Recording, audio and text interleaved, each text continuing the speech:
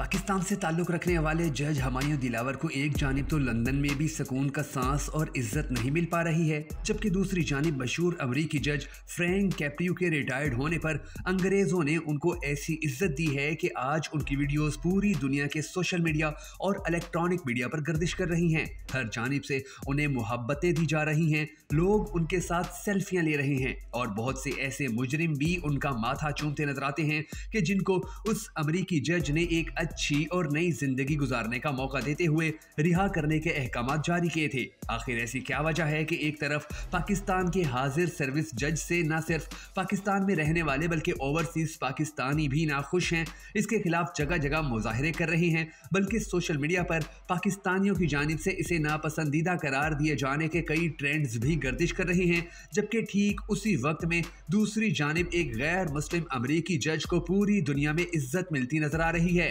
आपके नजदीक इस इज्जत और मोहब्बत में फर्क की सबसे बड़ी वजह क्या है?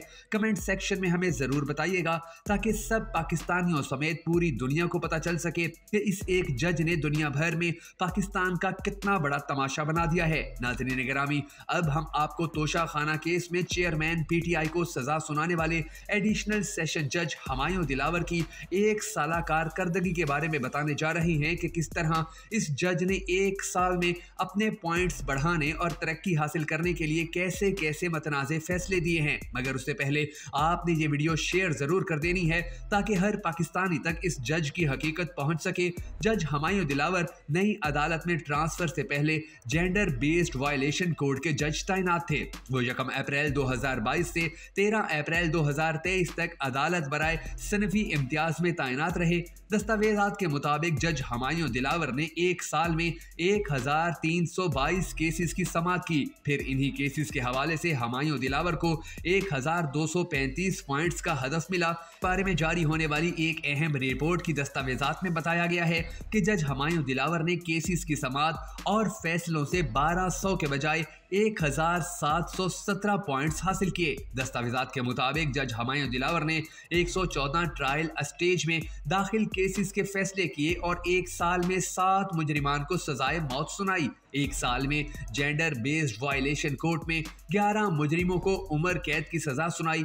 दस्तावेजात में कहा गया है कि जज हुमायूं दिलावर की अदालत ने मशहूर केसेस में फरिश्ता बीबी कत्ल केस शामिल है। इसके अलावा इन्होंने सिक्योरिटी गार्ड की स्वीडिश खातून से ज्यादती केस का भी फैसला सुनाया। इस जज ने कितने फैसले मेरिट पर किए होंगे, इसका अंदाजा आप सिर्फ इस बात से लगाइए कि इसकी बीवी का वीडियो बयान सामने आया, जिसमें उसने कहा कि मेरे शौहर को चेयरमैन पीटीआई को सजा देने का टास्क मिला है, जिसे वो हर सूरत पूरा करेगा। जबकि दूसरी ही जानिब जियो के झैली इदारे जंग ने अपनी एक 8 अगस्त की रिपोर्ट में भी तहलका खेज इंकशाफात किए। उस रिपोर्ट में लिखा गया कि वफाकी तहकीकाती इदारे यानी FIA ने एडिशनल सेशन जज हुमायूं दिलावर के सोशल मीडिया पेज से मुतल्लिक इंक्वायरी के मामले पर चेयरमैन पीटीआई के वकील नईम हैदर पंजोथा को तलब कर लिया। तफसीलात के मुताबिक इस्लामाबाद के एडिशनल सेशन जज हुमायूं दिलावर के सोशल मीडिया पेज से मुतल्लिक इंक्वायरी के मामले पर चेयरमैन पीटीआई के वकील नईम हैदर पंजतोआ को FIA ने नोटिस जारी कर दिया। नोटिस में कहा गया है कि आपके खिलाफ इस्लामाबाद हाई कोर्ट के हुक्म पर इंक्वायरी की जा रही है। आपके खिलाफ साइबर क्राइम रिपोर्टिंग सेंटर में इंक्वायरी हो रही है। वकील चेयरमैन पीटीआई का कहना था कि जज साहब ने खुद एतराफ किया था कि चेयरमैन पीटीआई के खिलाफ जिस फेसबुक ID से मुसलसल नफरत अंगेज पोस्टें की जाती रही, वो ID उनकी है। हमें तो गवाह पेश करने का मौका ही नहीं दिया गया। कहा गया 1.5 घंटे में गवाह पेश करें।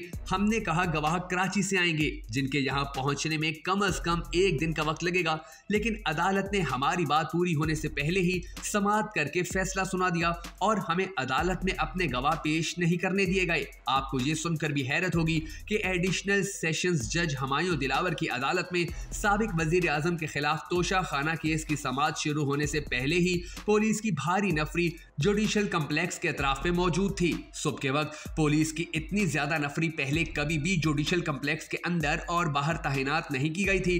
ताहम जल्द ही मालूम हुआ कि ये नफरी तैनात करने का मकसद चेयरमैन पीटीआई की अदालत में मुमकिना पेशी है। याद रहे कि जुमा के रोज अदालत ने चेयरमैन पीटीआई को इस मुकदमे में जाती हैसियत में पेश होने का हुक्म दिया था।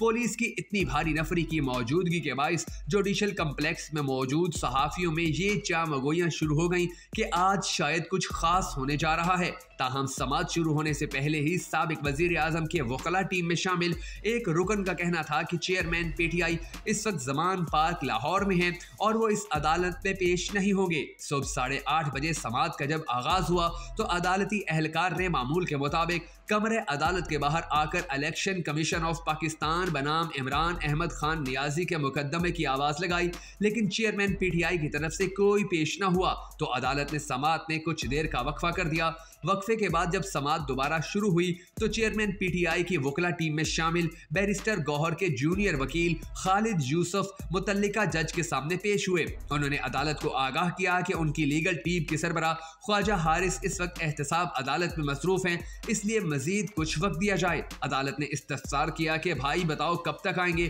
क्या हम रात 12 बजे तक बैठे रहें? ताहम अदालत ने दोपहर 12 बजे की मजीद मोहलत देते हुए चेयरमैन पीटीआई और उनके वकला को अदालत में पेश होने का हुक्म दिया। समात में वक्फे के बाद जब हम कमरे अदालत से बाहर निकले तो वहां पर सिक्योरिटी पर तैनात एक एहलकार मोबाइल फोन पर बात कर रहा था और वो पंजाबी में ये कह रहा था कि आज पक्का टंगणगे, यानी आज इन्हें यकीनन सजा सुनाई जाएगी। ठीक दिन के 12 बजे जब अदालत दोबारा लगी तो अदालती एहलकार ने इलेक्शन कमीशन बनाम इमरान अहमद खान नियाजी के मुकदमे की दोबारा सदा लगाई। एक मरतबा फिर ना तो चेयरमैन पीटीआई और ना ही उनकी वकला टीम में से कोई भी पेश हुआ, जिसके बाद अदालत ने फैसला महफूज कर लिया। इलेक्शन कमीशन के वकील अमजद परवेज ने अदालत को बताया कि कमीशन का एक नुमाइंदा एहतसाब अदालत में गया और वहां के अदालती अमले ने बताया कि ना तो यहाँ पर ख्वाजा हारिस आए हैं और ना ही उनका अमला पहुंचा है, क्योंकि 190 मिलियन पाउंड के मुकदमे में जमानत कबल अज गिरफ्तारी पर दरख्वास्त की समात दिन 2:30 बजे होना है। एडिशनल सेशंस जज हुमायूं दिलावर ने ऐलान किया कि वो दिन 12:30 बजे फैसला सुनाएंगे, जिसके बाद वो अपने चैम्बर में चले गए। अदालती फैसला महफूज होने के बाद ख्वाजा हारिस, नियाजुल्लाह नियाजी और पीटीआई वकला विंग से मुंसलिक वकील रहनुमा कमरे अदालत में पहुंच गए और नियाजुल्लाह नियाजी ने अदालती अमले को कहा कि जाकर जज साहब को बताएं कि ख्वाजा हारिस साहब तशरीफ ले आए हैं। ताहम अदालती अमले ने उनकी बात पर ध्यान नहीं दिया। जब अदालती फैसला महफूज कर लिया गया तो चेयरमैन पीटीआई की लीगल टीम में शामिल एक वकील ने ख्वाजा हारिस से कहा कि सर, अभी हम चेयरमैन पीटीआई की हाजिरी से इस्तस्ना की दरख्वास्त दायर करते हैं। ख्वाजा हारिस ने उनकी तरफ मैनी खेज नजरों से देखा और खामोश रहे। उसके बाद चेयरमैन पीटीआई की वकला टीम में शामिल अफराद एक दूसरे से सवाल करते रहे कि चेयरमैन की इस्तस्ना की दरख्वास्त क्यों दायर नहीं की गई, जबकि इनमें से ज्यादातर वकला इस वक्त जुडिशल कम्प्लेक्स में ही मौजूद थे। उस वकील ने ख्वाजा हारिस को बताया कि मज़कूरा जज ने जुमे के रोज मेरे बारे में तौहीन आमेज अल्फाज इस्तेमाल किए हैं। ताहम ख्वाजा हारिस ने इसका कोई जवाब न दिया। ठीक दिन 12:30 बजे एडिशनल सेशंस जज हुमायूं दिलावर फैसला सुनाने के लिए अदालत में आए तो चेयरमैन पीटीआई की लीगल टीम के सरबरा ख्वाजा हारिस ने जज को मुखातिब करते हुए कहा कि वो इस्लामाबाद हाई कोर्ट में इन्हीं के खिलाफ दरख्वास्त दायर करने के लिए गए थे, लेकिन वहां पर मौजूद अमले ने उन्हें अंदर दाखिल नहीं होने दिया, जिस पर मुतल्लिका जज का कहना था कि बड़े शौक से मेरे खिलाफ दरख्वास्त दायर करें, लेकिन इस वक्त मुझे फैसला सुनाने दें। इसके बाद अदालत ने फैसला सुनाते हुए चेयरमैन पीटीआई को तोशा खाना से हासिल किए गए तहाइफ की इलेक्शन कमीशन में जमा करवाए गए गोशवारों में गलत मालूमात फराहम करने और कौमी खजाने को नुकसान पहुंचाने का मुजरिम करार दिया। इन्हें 3 साल कैद और 1 लाख रुपए जुर्माने की सजा सुनाई गई। अदालती फैसला सुनाए जाने के बाद जुडिशल कम्प्लेक्स में मौजूद पाकिस्तान मुस्लिम लीग नवाज के लीगल विंग के कुछ वकला ने चेयरमैन पीटीआई के खिलाफ नारेबाजी की।